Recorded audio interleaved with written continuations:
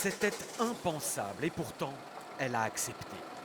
Nous avons proposé un rendez-vous à la reine et à la sortie de ce restaurant, Sa Majesté a consenti exceptionnellement à ce que nous l'accompagnions dans ce taxi pour revenir à Buckingham. Devant les passants interloqués, nous arrivons avec Élisabeth II devant son palais. Ses sujets comme les touristes la reconnaissent du premier coup d'œil, avec son style, ses robes et ses chapeaux inimitables. Cette femme est paralysée d'émotion, cette autre, elle, ne peut retenir ses larmes.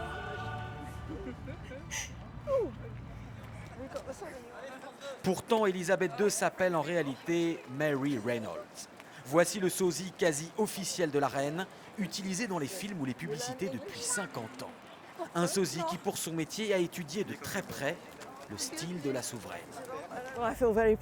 Je me sens vraiment privilégiée. C'est une femme incroyable.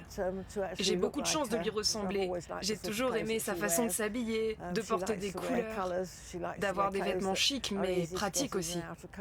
Je porte également des copies de ses broches et de ses bijoux.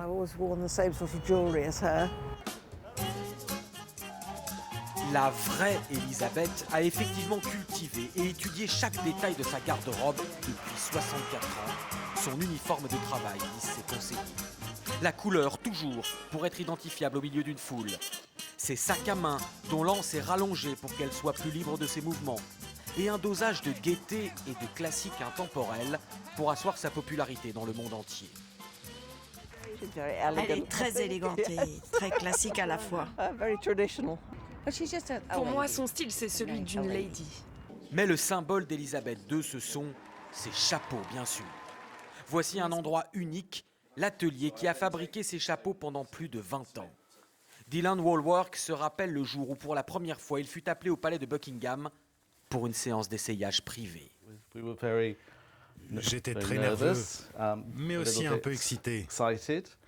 Il faut concevoir les chapeaux en fonction de son âge, des positions qu'elle devra prendre, des photos qui seront faites, mais aussi de comment elle sortira des voitures, par exemple. Il y a plein de détails pratiques à apprendre quand on travaille pour Sa Majesté. Des séances d'essayage avec des couturiers et des moments jusqu'ici gardés confidentiels qui ont pu parfois être embarrassing, comme disent les Anglais.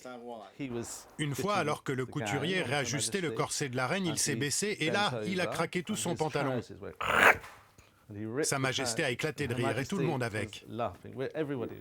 Contrairement à une idée reçue, la reine peut porter 2 fois la même tenue, mais jamais pour des événements ou avec des personnalités similaires.